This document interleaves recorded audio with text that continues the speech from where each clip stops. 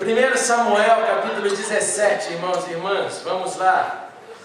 1 Samuel, primeiro livro de Samuel, capítulo 17, nós vamos ler o verso 20 ao 23 somente. Samuel 17, primeiro livro de Samuel 17, verso 20. Contrário? Esperar um pouquinho, tem gente ainda procurando. Ruth, Samuel 17, 20 diz assim: levantando-se de madrugada, Davi deixou o rebanho com outro pastor, pegou a carga e partiu conforme Jessé lhe havia ordenado. Chegou ao acampamento na hora em que, com um grito de batalha, o exército estava saindo para suas posições de combate.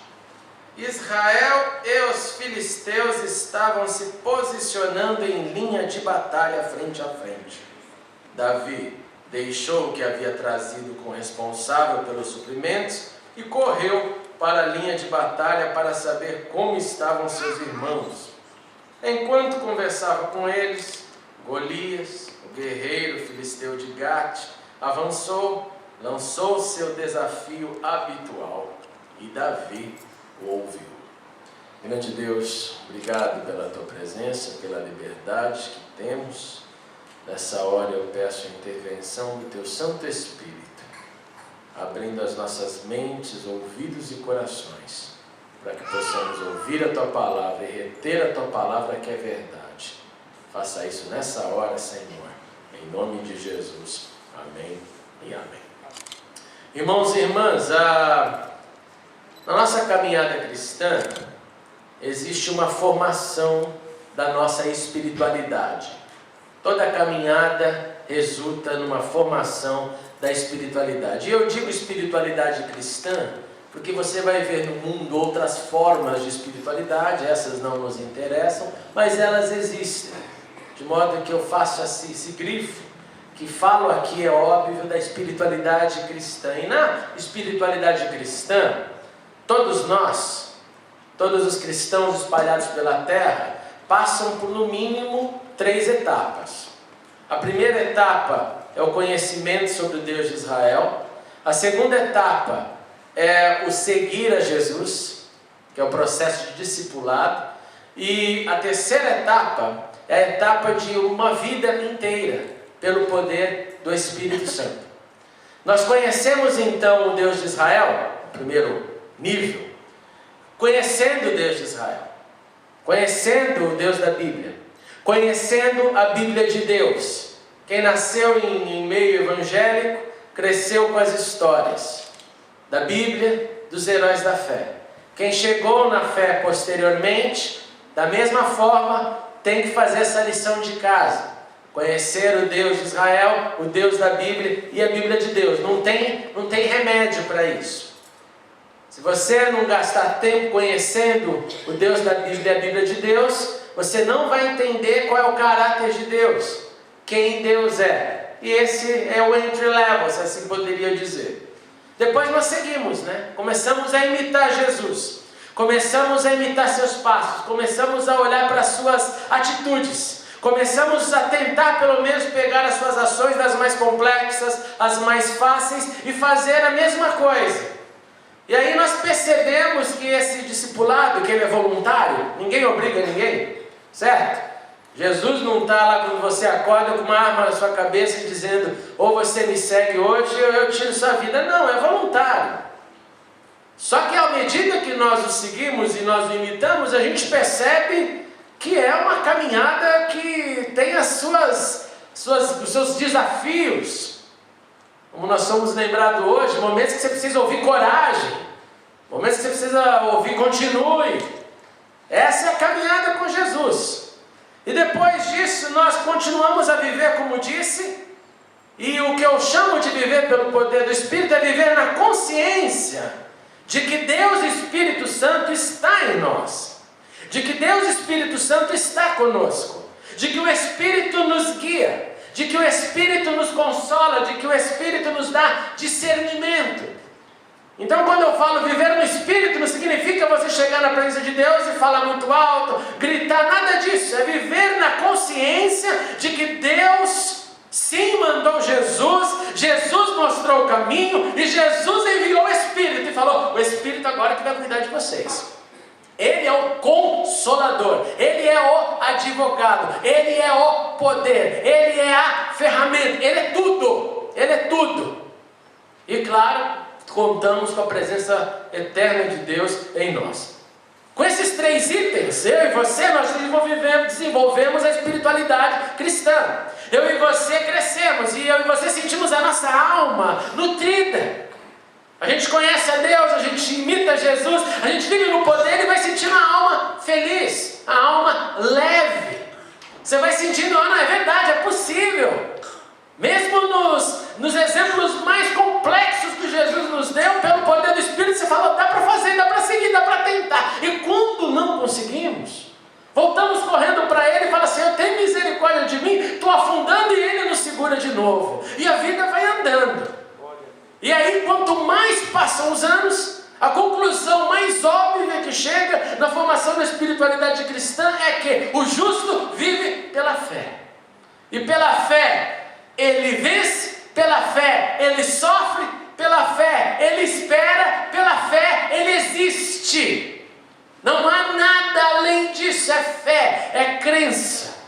Eu saber que eu vivo num mundo que eu reúno não só os meus irmãos pela fé, mas quando eu obedeço o Senhor fora das portas da igreja, das paredes da igreja, eu estou pela fé. Quando eu sigo o que Deus me manda se fazer, quando é contrário isso a toda a sociedade, é pela fé, e pela fé eu vou crescendo e vou vivendo. Agora, tudo isso que falei, essas 3 etapas, conhecendo Deus, seguindo Jesus e no poder do Espírito, isso é modernidade, se assim eu posso dizer.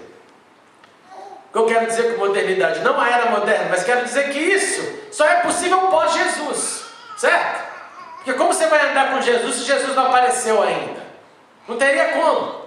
Como você vai viver no Espírito, por exemplo, pensando na época do Antigo Testamento, se o Espírito não era liberado para todo mundo? Se o Espírito era uma dádiva que Deus determinava, eu vou dar o meu Espírito para este camarada receberá o Espírito de Deus com uma função. O amigo dele podia ser uma boa pessoa, mas se Deus não tivesse determinado que daria o Espírito, não adiantava pedir e dizer, eu quero. Para isso encarnar mais na sua cabeça, basta você lembrar, por exemplo, de um cara que foi cheio do Espírito Santo e foi uma verdadeira tranqueira, que foi Sansão. Eu fico imaginando na época de Sansão, quantas pessoas não chegaram e falaram, oh Deus, mas eu sou tão melhor do que ele. Não tem o cabelo comprido, não tem essa força toda que o teu Espírito dá, mas usa-me, Senhor. E Deus, não. Naquele momento era um cara complicado, que gostava de ir atrás de prostituta, que faziam coisas absurdas. Naquele momento histórico, no momento dos juízes, Deus, pelos seus motivos, escolheu esse camarada. Nós não gostamos da ideia, mas é assim que aconteceu. Então, quando eu falo conhecer Deus, seguir Jesus e viver no Espírito, isso só é possível para a geração que apareceu, que nasceu com a fundação da igreja. Antes disso, a espiritualidade era diferente. No Antigo Testamento, então, era mais ou menos assim, comparando com as nossas 3 etapas. Você tinha uma legislação, você tinha a lei. Você não tinha a Bíblia, você tinha a lei. Você tinha os sacerdotes, os levitas falando o tempo inteiro, tem que obedecer a lei, itens da lei. Se tentasse por aqui, está na lei? Pode, não está na lei? Não pode. Era a lei que dava o framework, era a lei que dava o caminho, as perspectivas a seguir. Número 2, além da lei que era escrita, que era a legislação, tinha os porta-vozes. Quem são os porta-vozes? Os profetas. Gente que chegava e falava assim, diz o Senhor, é para ir por aqui. O povo seguia na espiritualidade do Antigo Testamento? Todo mundo seguia quando o profeta falava, vai por aqui? Não. Uma minoria da minoria, opa, o profeta falou, eu vou seguir. A maioria pagava para ver. E quando pagava para ver, via um preço muito alto que a desobediência gera e traz. Então, número 1, a lei. Número 2, os profetas. E número 3, o desenrolar da história. A história boa e a história má. Por quê? Porque no andar da carruagem, em gente que obedecia a lei, não obedecia a lei, gente que obedecia os profetas, não obedecia os profetas, a história ia se processando. E pela história estar se processando, algumas pessoas lembravam: o pai Abraão fez direitinho, se deu bem. Jacó, Isaac e Jacó tiveram seus caminhos, passaram pelas suas lutas, mas tiveram ali força para segurar firme em Deus, e Deus o segurou também com mão forte. Mas Esaú, por outro lado, teve problemas. Esaú preferiu um filho lá do mesmo pai, mas preferiu uma outra vertente.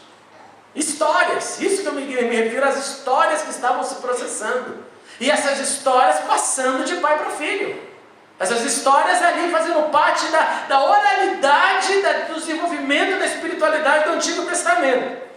De modo então que eles seguiam a rigidez da legislação, eles ouviam sobre a direção dos profetas, dos porta-vozes, e além disso, eles também tinham a oportunidade, que é a oportunidade que sempre foi dada na história para qualquer ser humano, contemplar Deus.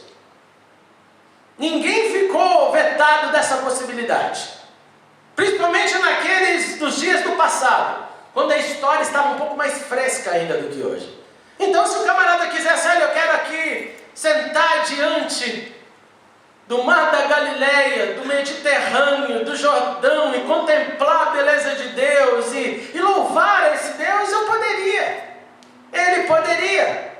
Qualquer pessoa que quisesse: ó Senhor, eu ouvi as suas histórias e eu quero me relacionar contigo, não só pela legislação da lei, ele poderia. Ninguém era impedido de fazer isso. E nesse contexto, irmãos, é que surgiu a pergunta na minha cabeça referente ao texto que lemos. E a pergunta foi: como será que Davi desenvolveu a espiritualidade dele? Como será que Davi cresceu espiritualmente, fazendo com que ele se tornasse o rei mais querido, o rei mais amado da história de Israel? E hoje eu gostaria de compartilhar as minhas conclusões a respeito. Se tiver caneta, eu te aconselho a escrever. E não são conclusões que você vai ver facilmente. Vale a pena você escrever. Primeira, a sua espiritualidade foi desenvolvida, primeiro embrião, em casa. Sabe por que em casa? Porque Davi cresceu numa realidade de uma família que percebeu a transição entre a teocracia e a monarquia.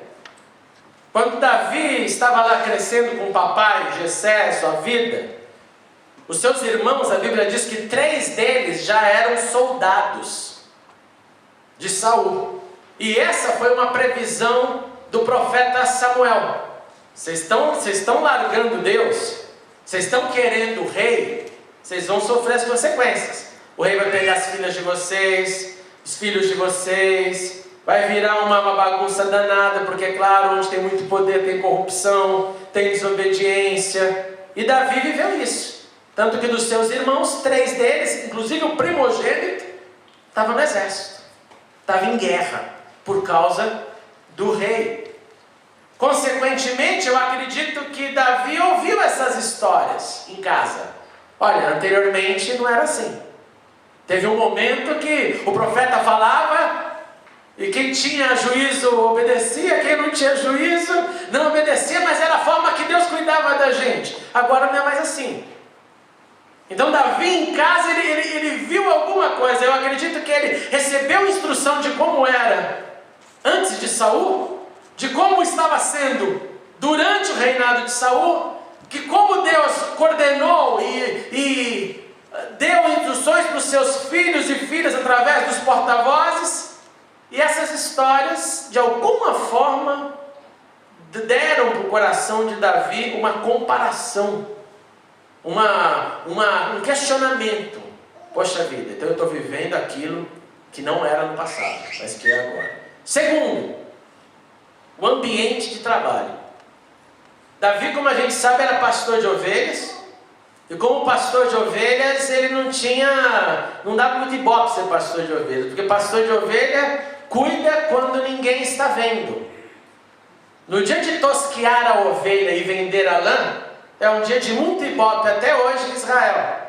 Porque você vai levar as ovelhas, a lã vai ser tosqueada, a lã vai ser vendida, é o dia que você faz o dinheiro. Já legal, o resultado do seu trabalho. Mas durante o processo de cuidar da ovelha, não tem glamour nenhum. O indivíduo está sozinho. O indivíduo está num lugar solitário. O indivíduo começa a desenvolver a linguagem do mé, mé, mé, porque não tem com quem conversar. A linguagem dele é com ovelha. A linguagem dele é com animal. E ele está ali e ninguém fala, eu vou lá visitar o pastor lá no meio do deserto, que ele está lá tentando achar um lugar para as ovelhas ficarem tranquilas. Não. Só que nesse ambiente de trabalho, qualquer ser humano que trabalha com silêncio, presta atenção nisso, qualquer ser humano que trabalha com silêncio, desenvolve a contemplação. Qualquer ser humano que trabalha com um certo ambiente de paz, ele tem tempo para pensar. Ele usa a cabeça mais. Ele fica nesse momento ali desenvolvendo raciocínios. Ele fica ali naquele momento montando quebra-cabeças da vida. Eu trabalhei uma época da nossa existência lá em Israel e era um calor danado. Eu não me esqueço de uma estufa que eu trabalhei, 44 graus dentro da estufa, um negócio absurdo. Não podia parar para tomar água no momento que começasse o trabalho. Porque a gente trabalhava com micro-organismos que tinham que ser tirados das folhas. E uma vez que o processo começa, você não pode parar, porque senão você mata os micro-organismos. É um negócio científico, complexo para burro. E eu lembro que naquele lugar, sem poder sair, tinha que começar, todo mundo trabalhava mudo. Todo mundo trabalhava, era uma concentração para acabar logo o trabalho, sair daquele calor e tomar água, botar água na cabeça. E eu lembro como eu aprendi naquele dia a desenvolver essa solitude interior. Ficar quietinho, ficar pensando. Quando o silêncio tinha enchido já a paciência, não dava mais, eu começava a cantar. Todo mundo lá começava a cantar em português, começava a inventar música. E aquele negócio fazia um bem danado para o coração. Acabava o trabalho, literalmente acabado, suado, morrendo de sede, mas a mente tinha feito tantas figuras, tinha montado tantas histórias, tinha repensado. Eu ficava feliz, nossa, olha que legal, vai ficar pensando sobre aquele assunto. Aí eu direcionava, não, agora vamos pensar sobre aquilo outro. Pensar, meditar, não é com a cabeça, é dar uma atividade, um foco para o pensamento. Eu acredito então que Davi, ele teve essa possibilidade de desenvolver essa contemplação. E se você quiser prova disso, basta você ler os salmos que ele escreveu. Os salmos que ele escreveu são o resultado do quê? De quem contemplou. Deus é rocha porque eu me escondi no meio de rocha. Deus é um oásis porque eu sei o que é um oásis quando a gente está fugindo. Deus é pastor porque eu sou pastor de ovelha e cuido das ovelhas. Ele é o meu quando eu passo também no vale da sombra da morte. Deus é luz porque eu andei no escuro da vida, fugindo, guerreando, em silêncio para os inimigos não me pegarem.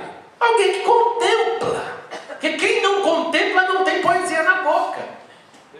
Isso é fato, isso é fato.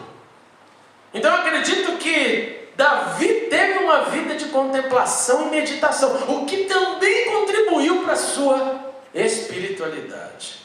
E nesse ambiente ele teve também as suas experiências, e as suas experiências não foram facinhas, não foram tranquilas. Elas foram no anonimato, ninguém estava lá para aplaudi-lo, para dizer, uau, você fez isso, mas ele teve, e basta você lembrar, que Davi é aquele que no anonimato, cuidando das suas ovelhas, um dia ele mata um leão, um dia ele mata um urso. Você conhece alguém que já fez isso? Nem nessa era de YouTube, que a gente poderia ver qualquer coisa, eu nunca vi. Mas a Bíblia diz de maneira bem clara que Davi, para proteger as ovelhas, vai atrás de urso, tira a ovelha da boca de urso, mata leão, e ninguém vê, é ele. né? Estou matando um leão por dia, né? Quando eu ouço isso, eu fico assim, você acha que você não sabe o que é um leão mesmo, né? Um leão mesmo? Você, ou ele morre ou você, isso é matar um leão por dia. A gente mata uns gatinhos e já fica desesperado. Vem um gatinho lá, todo magricelo lá, mostra as unhas pra gente, a gente já está desesperado. Camarada que está vendo a morte viva. E ele, o que ele faz? A minha responsabilidade é cuidar, então eu vou e não vou deixar isso acontecer. Eu fico imaginando como esse cara não voltou para casa. Depois de ter matado o leão. Volta lá, você não sabe o que aconteceu. Eu acho que muita gente não deve ter acreditado nele. Fala, não, esse é mentiroso. Ele é um infeliz mesmo, é mentiroso. É o caçula mentiroso da casa. Impossível você ter feito isso. E no segundo dia ainda, né? Do urso. Agora foi um urso. Não, agora você surtou, cara. Você está com a esquizofrenia, você tá tendo alucinação. Tem droga na Palestina? Ela se achou ali o quê? Um ópio, né? Como chama? Pampola. Né? O que você achou lá, cara? O que você achou? Então ele vive nas suas experiências isso. E aí, diante dessas experiências todas, e se você depois ler isso, está tudo lá no capítulo 17, olha que lindo quando ele fala: teu servo tomava conta de ovelhas do seu pai, quando aparece um leão ou urso e leva uma ovelha do rebanho, eu vou atrás. Eu acho lindo isso. Já levou a ovelha. Eu vou atrás dele, eu atinjo com golpes, eu livro a ovelha da sua boca. Quando se vira contra mim, eu estou falando, depois que eu fiz a minha função, vira contra mim, eu atinjo com golpes até matá-los. Teu servo é capaz de matar leão, urso. O Senhor me livrou das garras de leão, das garras de urso. O Senhor me livra de qualquer coisa. Tudo isso no anonimato. Ninguém estava presente. De modo que quando chegamos no texto que nós lemos, esse Davi, então, com essa espiritualidade já em uma formação avançada, porque já aprendeu a contemplar, já aprendeu a pensar, já aprendeu a enfrentar inimigos que colocam a sua vida em risco. Chega o seu grande dia. E no seu grande dia a Bíblia diz que ele se levanta de madrugada, porque o seu pai pede para ele levar comida para os seus irmãos, os 3 irmãos que estavam lá no campo de batalha. E aí Davi continua nos ensinando. Ele levanta de madrugada e ele deixa o seu rebanho com outro pastor. Ele é responsável. Ele não esquece das suas funções. Ele não é só espiritual, ele é íntegro. Hoje eu não estarei lá, alguém tem que ficar lá. E a Bíblia diz literalmente isso: ele deixou alguém para um pastor para cuidar do rebanho. Ele pegou a carga e partiu. Como Jessé lhe havia ordenado, ele tem responsabilidade com o que tem. Eu diria que Davi, com essa ação muito bonita, porque é claro que Davi, quando acordou, não sabia o que ia acontecer com ele, né? Mas eu acho legal, ele, não sei porque, quando eu leio esse texto, que me vem na minha cabeça é: olha, não gaste antes de ganhar. Não contemple aquilo que ainda não aconteceu. Se é só um rebanho que você tem, cuide dele até o final. Mesmo se você não estiver lá nas próximas horas, cuide dele. Tem alguém para cuidar dele. Tem alguém para cuidar da minha função. Agora imagina se ele soubesse, né? Não, eu vou lá, meus irmãos, vai acontecer uma reviravolta na minha vida e eu vou voltar hoje em total triunfo. O rebanho que se exploda, que os leões e os ursos comam, eu não estou nem mais aí. Não, ele não sabe de nada. Mas ele tem responsabilidade. Ele chega no acampamento e a Bíblia diz, muito bonito, ele chega na hora. Não é na hora pontualmente, porque não tinha hora para chegar lá. Seu pai não falou para ele: chegue lá às 6h15 da manhã, porque senão os soldados vão para a guerra, você não vai dar comidinha para os seus irmãos. Não, além disso, seu pai tinha mandado comida para os seus irmãos e seu pai tinha mandado comida para outros soldados. Coisa linda. Jessé se preocupa com o filho e se preocupa com quem não é filho dele. Ele mandou um bando de queijo, devia ser mineiro. E quando Davi chegou lá, a Bíblia diz, olha, ele ouviu o grito de batalha. Ele ouve, ele percebe que há um deslocamento, gente se preparando para a guerra. Ele chega na hora que o Senhor determinou para ele chegar. Tudo conspira ao seu favor. E quando ele chega lá, Golias, como já fazia há vários dias, dá o mesmo grito, a mesma intimação: estou aqui, eu sou gigante, eu estou chamando vocês para a briga, mande um representante. Só que dessa vez, alguém que já estava com uma espiritualidade, informação avançada, alguém que contemplava, alguém que vivia com Deus. Vou repetir isso: alguém que vivia com Deus, ouviu.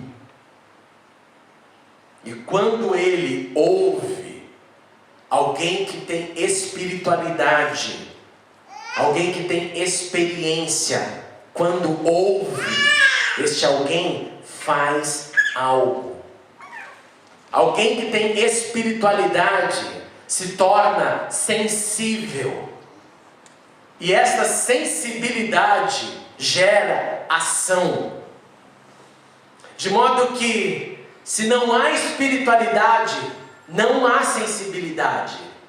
Consequentemente, inércia.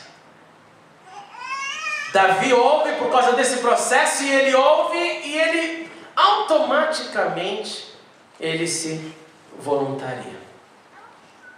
E é tão lindo que tem uma outra palavrinha que eu queria te chamar a atenção, que acontece aqui, nesse processo dele se voluntariar. Nós conhecemos a história, e ele chega para Saul e fala: olha, eu quero a briga. Eu quero a briga. E o texto diz de maneira linda que ele, nesse momento que ele vai se voluntariar, tudo que vem contra ele é desânimo. Isso não é para você. Você não tem o perfil, você não tem o porte, você não vai conseguir, Davi. Isso é para gente de guerra. É quase que ele fala assim: olha, isso é para gente insensível. Gente muito sensível, muito mole, não vai conseguir não. Isso é para gente insensível, soldado de guerra, foi treinado, sabe o que é morte, o que é vida, o que é lança, o que é espada. Isso não é para você, meu amigo. Mas Davi não está nem aí. Porque ele sabe que o Deus que deu para ele força para matar o leão, dá para ele força para fazer qualquer coisa, em nome do Senhor dos Exércitos. Glória a Deus. Davi, ainda diante do desânimo, Davi consegue olhar para aquela cena, aquela situação, para aquele bando de surdo, porque eles estavam ouvindo todos os dias as mesmas palavras, mas era tudo surdo. Não existia espiritualidade, logo não existia sensibilidade. Lógico, não existia ação, existia só frustração. Fiquemos aqui, choremos, porque tem um gigante desafiando e a gente não tem condição de lutar contra ele. Nós não vamos, eu já tentei, esse negócio é difícil, esse negócio dá trabalho, não é para mim. Fica sentado no arraial sem fazer nada. É melhor. É mais gostoso, não suja as mãos, não tem efeito colateral, fica mantendo o negócio, sentadinho. Bando de surdo, bando de insensíveis, bando de gente que não tem espiritualidade nenhuma, mas estava lá em nome de Israel. Estamos aos soldados de Israel, a tropa real. Davi olha para os surdos com o coração quase que ingênuo, e a Bíblia diz que Davi os tranquiliza. O texto diz: disse Davi a Saul: ninguém deve ficar com o coração abatido por causa deste filisteu, teu servo irá lutar com ele. Deus soberano. Não fica, não se perturbe não, é comigo. Gente, um dos grandes problemas dentro do cristianismo é o espírito fariseu. O fariseu gosta de fazer, falar que fez e apontar quem não fez. O fariseu gosta também de não fazer e falar mal de quem está tentando fazer. Eu não faço, mas quem está fazendo pior ainda. Por isso que eu não faço. Já para não fazer mal eu não faço, mas o fulano está fazendo mal, hein? Isso é fariseu, espírito fariseu. Hipocrisia, que eu quero dizer por espírito fariseu. Não precisa nem descer nas profundidades da revelação, não é hipócrita. Davi está no meio de um exército. Davi está de frente para o rei. Todo mundo surdo. E ele fala: não se preocupe, é comigo. Eu vou. Eu sou pequeno, eu sou limitado, eu não ficarei bem com a armadura, eu não sei manusear a espada, eu não sei nada disso, eu não tenho CV nenhum, eu não tenho currículo dessa natureza, mas eu tenho espiritualidade, eu tenho consciência de que Deus está comigo e de que eu estou com Ele. E por eu ter consciência de que Ele está comigo e eu com Ele, diante do que eu já vivi, ninguém fique abatido. Está tudo bem, meus irmãos, está tudo em paz. Eu vou. Eu sou a resposta. Davi, nós estamos cansados de ouvir ele falar, mas eu ouvi. E quando aquele que tem espiritualidade é sensível ouve, alguma ação tem que ser tomada. Quando a ação não é tomada, não existe espiritualidade nem sensibilidade.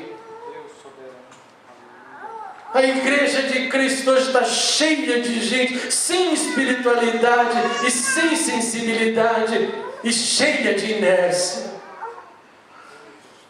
Ouve, entra, não entra nem por um e sai pelo outro, não ouve nada, não consegue conceber nada, o coração não consegue sentir.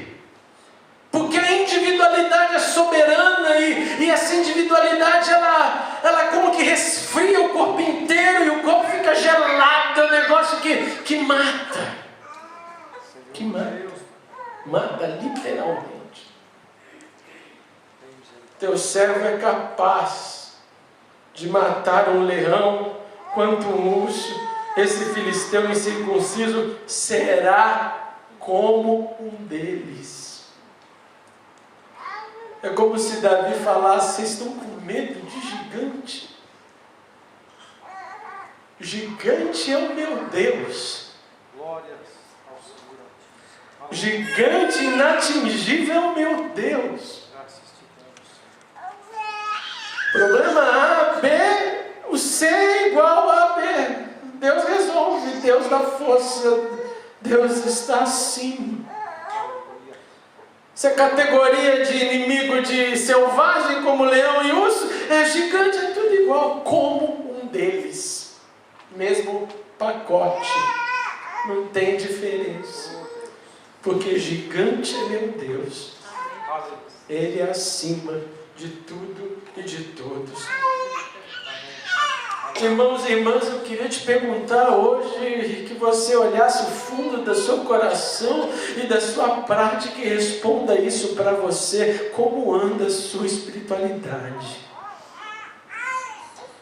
Como anda a tua sensibilidade? Se você responder para você mesmo: a minha espiritualidade está boa, ela está firme. Eu te pergunto: como anda então a sensibilidade? Porque o espiritual é sensível. E se a sua resposta for: minha sensibilidade também está boa, eu tenho um espírito quebrantado, eu te faço a terceira pergunta: como anda a sua ação? Como você tem ouvido e reagido, ouvido e lutado, ouvido e dito: tranquilize-se todo mundo, eu sou a resposta, eu faço, eu cuido, não é de ninguém, não é para ninguém, sou eu, é comigo. Eu sonho em andar com muita gente assim. Muita gente assim, eu disse, não um ou dois, muita gente assim. Essa é a maior briga que eu queria ver na igreja de Cristo. Ele diz: eu ouvi, não, mas tudo bem, O Adonis já foi. O Lázaro, mas eu também queria ir lá, queria matar o infeliz. Beleza, Lázaro, o próximo você já está na fila. Porque o Adonis já tomou conta do primeiro. E quando vê descer, todo mundo brigando para ter ação. E o que acontece hoje é todo mundo brigando para ficar na inércia. Inércia maldita, maligna, que não traz nada para o corpo de Cristo, nem para a espiritualidade.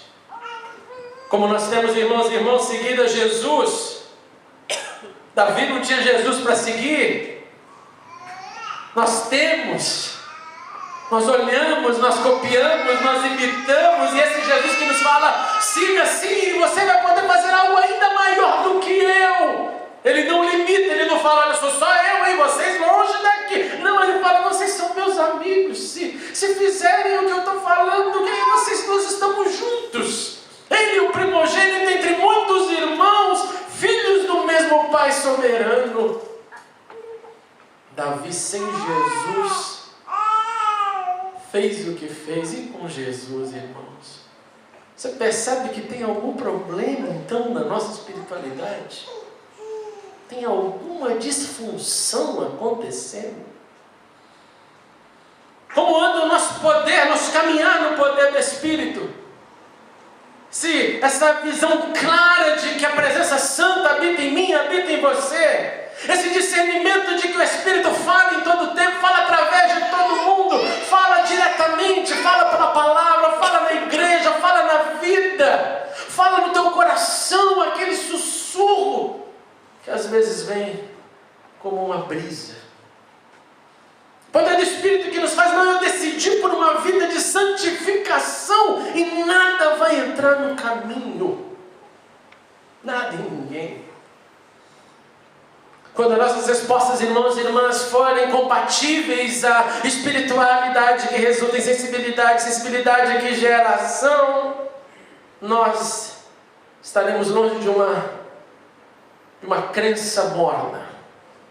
Nós estaremos então com um discipulado constante que caminha e que, se você continuar, e você sabe disso na história de Davi, Golias foi só mais um como eles, como leão, como urso, não parou aí. Teve mais, e erros, e pecados, e arrependimento, e retorno, e mais.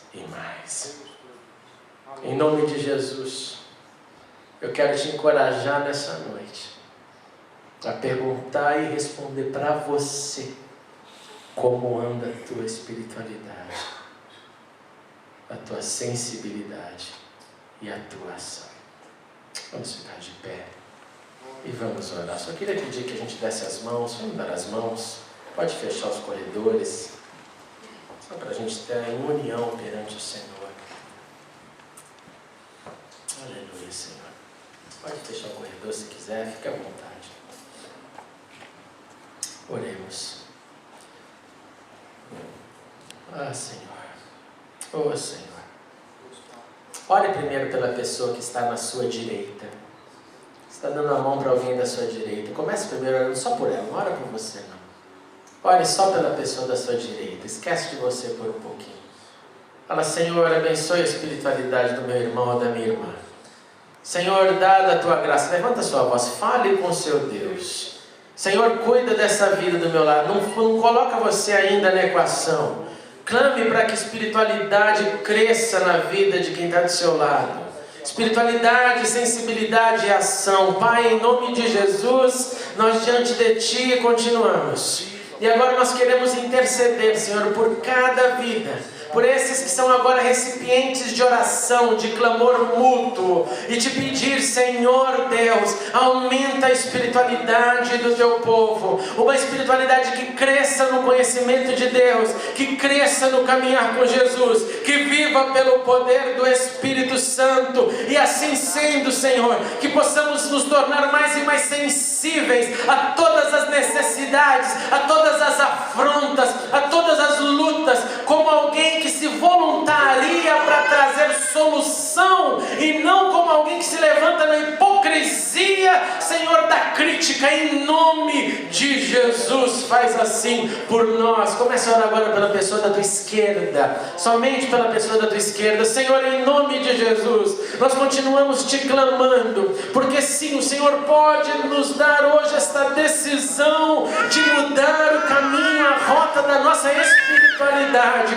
Senhor, ajuda cada vida aqui a responder essas perguntas e não se acomodar e não manter uma ideia fixa de que já faz o bastante, porque o Senhor, sim, o Deus que está acima de tudo, sempre tem mais para fazer através de nós, através da tua igreja, através do teu corpo. Faz isso, Senhor, em nós, em nome de Jesus. Agora eu queria pedir que você orasse por você, ore por você, clame pela sua vida agora, e tentando responder essa pergunta: como anda a sua espiritualidade, a sua sensibilidade, Senhor? Olha para o nosso coração.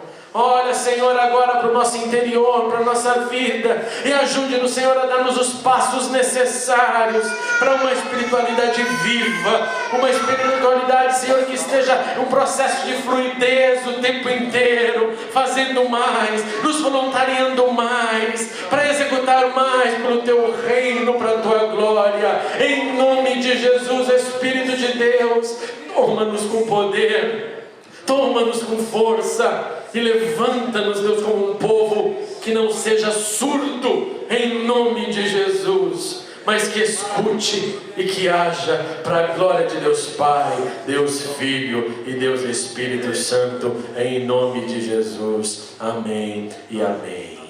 Último pedido, irmãos e irmãs, sai do seu lugar e procure alguém agora para orar de 2 em 2. Vamos lá, orando uns pelos outros, por alguém que você não conhece, por alguém que você não participado, marido, esposa. Tenta ver alguém diferente. Ore, vamos orar uns pelos outros, vamos abençoar. A casa de Deus tem que ser casa de oração. Vamos lá, procure alguém para nós orarmos juntos e ore um pelo outro. Muito obrigado por assistir a mensagem. Clique agora em inscreva-se para se cadastrar no canal e ser avisado de todas as novidades. Se você quiser ajudar na divulgação, clique em gostei e adicione o vídeo nos favoritos. Não se esqueça também de conferir as mensagens anteriores. Obrigado e até a próxima.